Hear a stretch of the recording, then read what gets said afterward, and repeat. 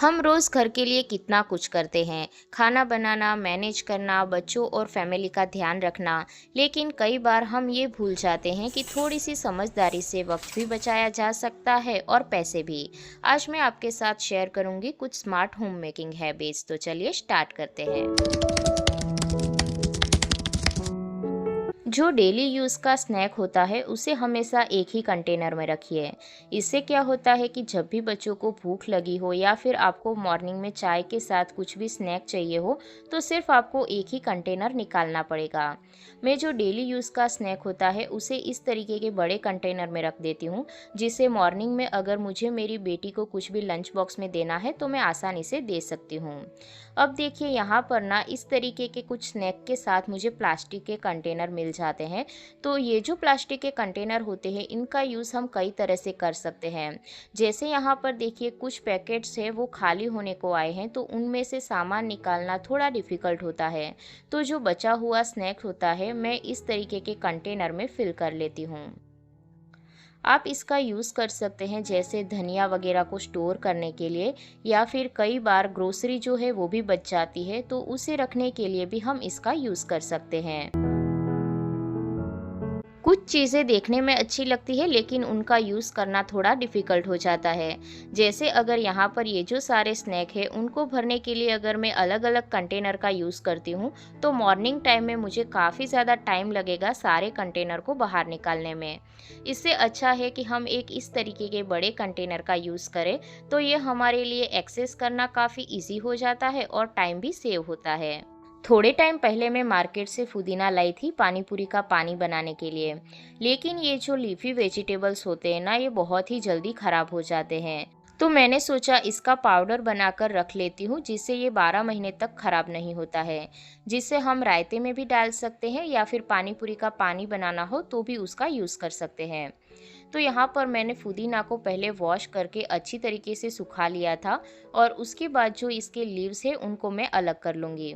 अब आप इसे धूप में सुखा सकते हैं, लेकिन उसमें 2-3 दिन का टाइम लग जाता है। इसीलिए मैंने सोचा इसको थोड़ा सा रोस्ट कर लेती हूँ। अगर आपके पास माइक्रोवेव है तो ये काम आपका और भी ज़्यादा स्पीडली हो जाएगा। तो देखिए यहाँ पर मैंने तवे पर इसको अच्छी तरीके से भून लिया है, और इसके जो लीव्स होते हैं ना वो इस तरीके के हो जाए तब तक हमें इसे भूनना है। गैस की आंच हम इसमें मध्यम रखेंगे ताकि ये जल ना जाए, और ठंडा होने के बाद हम इसको पीस लेंगे। तो देखिए ये पुदीने का पाउडर जो है वो बनकर रेडी हो गया। इसका यूज़ हम कई तरह से कर सकते हैं। सर्दियों के सीज़न में बहुत ही अच्छे ऑरेंज मिलते हैं मार्केट में, लेकिन हम अक्सर ऑरेंज के छिलके वेस्ट समझकर फेंक देते हैं। लेकिन ये छिलके स्किन के लिए बहुत काम के होते हैं, क्योंकि इनके अंदर विटामिन सी होता है। तो मैं इन्हें धोकर, सुखाकर और इनका पाउडर बनाकर रख लेती हूँ। जब भी फेस पैक बनाना हो तो मार्केट से कुछ खरीदने की ज़रूरत नहीं पड़ती। ये एक छोटी सी हैबिट वेस्ट भी कम करती है और पैसे भी बचाती है। लेकिन एक बात का आप ध्यान रखिए कि जब भी आप इन्हें धूप में सुखाने के लिए रखें ना, तो उसके ऊपर कुछ जालीदार चीज़ रखें, वरना उसके ऊपर डस्ट है वो चिपक जाती है।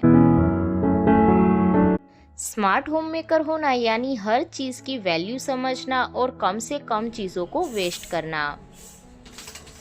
आज दोपहर में मैं फ्री थी तो सोचा ड्राई फ्रूट लड्डू बना लेती हूँ और आप लोगों के साथ भी इसकी रेसिपी शेयर कर देती हूँ।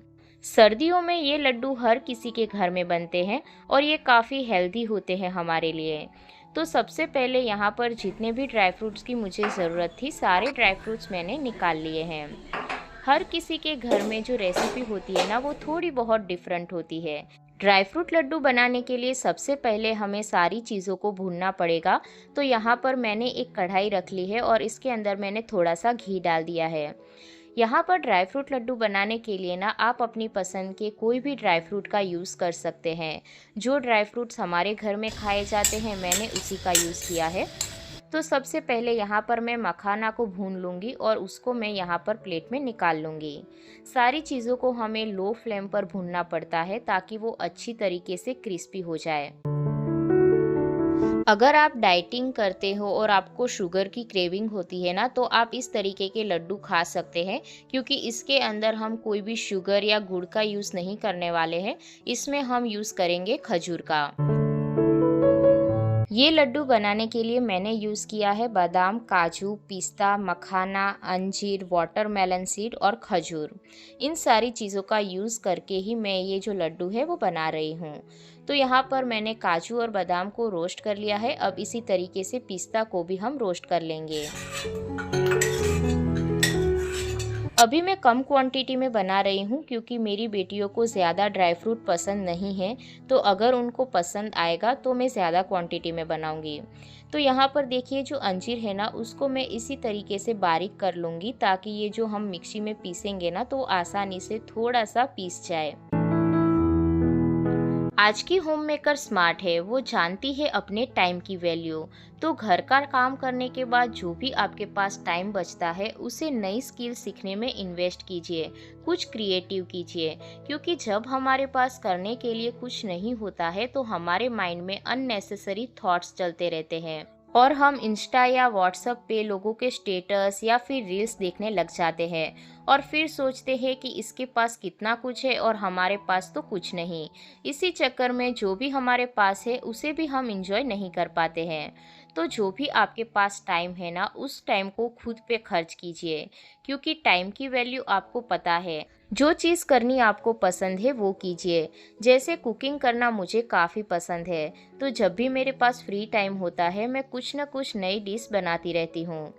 तो देखिए यहाँ पर ना सारे जो ड्राई फ्रूट्स हैं उनको मैंने भून लिया है और अब मैं इसको मिक्सर ग्राइंडर में थोड़ा सा पीस लूँगी। तो हमें एकदम पाउडर नहीं करना होता है, थोड़ा सा दरदरा पीसना होता है।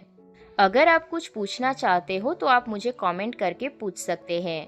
मैंने ये चैनल बनाया है मेरे जैसी उन सारी होम मेकर के लिए जिनके डेली लाइफ में कुछ ना कुछ प्रॉब्लम होती रहती है। मैं चाहती हूँ कि हम यहाँ पर एक स्ट्रॉन्ग कम्युनिटी बनाएं जहाँ पर हर एक होम मेकर अपने दिल की बात कह सके और उनके प्रॉब्लम का सॉल्यूशन उन्हें मिल सके। तो अभी तक अगर आपने मुझे फॉलो नहीं किया है तो सब्सक्राइब ज़रूर से कर लेना। तो देखिए यहाँ पर मैंने सारी चीज़ों को पीस लिया है और ये जो खजूर है इसको हम अभी घी के अंदर थोड़ा सा भून लेंगे ताकि ये थोड़ा सा सॉफ्ट हो जाए। इसके अंदर नेचुरली जो स्वीटनेस होती है वो खजूर की ही होती है, इसके अंदर गुड़ वगैरह कुछ भी नहीं पड़ता है। तो ये टेस्ट में तो काफ़ी अच्छे होते ही है, साथ ही हेल्दी भी होते हैं। स्मार्ट होम मेकर होना यानी खुद का भी ख्याल रखना। विंटर की सीज़न में ये लड्डू ज़रूर से खाइए अपनी हेल्थ के लिए। तो देखिए यहाँ पर खजूर अच्छी तरीके से भून गई है, तो इसके अंदर जो भी ड्राई फ्रूट का पाउडर है वो मैंने डाल दिया है और साथ ही में जो मैंने मखाना यहाँ पर पीसे थे उनको भी मैं डाल दूँगी। सारी चीज़ों को अच्छी तरीके से हमें मिक्स कर लेना है और यहाँ पर हम गैस को बंद कर देंगे। तो देखिए हाथों से इसे अच्छी तरीके से मिक्स कर लेना है। तो ये थोड़ा सा गर्म रहता है तभी हमें इसे मिक्स करना रहता है। तो अब मैं इसके जो लड्डू है वो बना लूँगी। तो ये अच्छी तरीके से मिक्स हो जाते हैं और देखिए ये कितनी अच्छी तरीके से बनते हैं। अगर आपको ना थोड़ा सा घी कम लगे तो आप ऊपर से भी डाल सकते हैं। आपके यहाँ पर लड्डू किस तरीके से बनते हैं ये मुझे कमेंट करके ज़रूर से बताइएगा और अभी तक आपने बनाए हैं कि नहीं ये भी ज़रूर से कमेंट में बताना। तो देखिए यहाँ पर हमारे हेल्दी ड्राई फ्रूट के लड्डू जो है वो बनकर रेडी हो गए हैं। ये काफ़ी टेस्टी बने थे और इनको मैंने एक कंटेनर में भर के यहाँ पर काउंटर टॉप पर रख लिया है ताकि फैमिली में से जिसको भी खाना हो आसानी से ले सके। रेस्टोरेंट स्टाइल चीज़ें खाने का ना सबका मन करता है। देखिए रेस्टोरेंट में हम जाते हैं तो वहाँ पर जो मसाला पापड़ मिलते हैं ना वो बहुत ही टेस्टी होते हैं, लेकिन वो पापड़ जो होते हैं उनको डीप फ्राई किया जाता है। लेकिन आजकल सब कोई हेल्थ कॉन्शियस हो गए हैं तो डीप फ्राई की हुई चीज़ें ना कम यूज़ होती है। तो देखिए आप ना इस तरीके से तवे पर थोड़ा सा ऑयल लगाकर इसको सैलो फ्राई कर सकते हैं। ये टेस्ट में ना बिल्कुल वैसे ही लगते हैं। अगर आप भी डाइट पे हो और डीप फ्राई की हुई चीज़ों को नहीं खाते हो ना तो आप इस तरीके से पापड़ को रोस्ट कर सकते हो। इसके ऊपर थोड़ा सा सलाद डालकर हम इवनिंग स्नैक की तरह इसे यूज़ कर सकते हैं। तो फ्रेंड्स ये था आज का वीडियो। आई होप कि आपको पसंद आया होगा। अगर चैनल पर पहली बार आए हैं तो चैनल को सब्सक्राइब करना बिल्कुल मत भूलिएगा और वीडियो पसंद आया हो तो लाइक ज़रूर से कीजिएगा। अगर आपके कुछ भी क्वेश्चन हो तो आप मुझे कमेंट करके पूछ सकते हैं। मिलती हूँ आपको नेक्स्ट वीडियो में।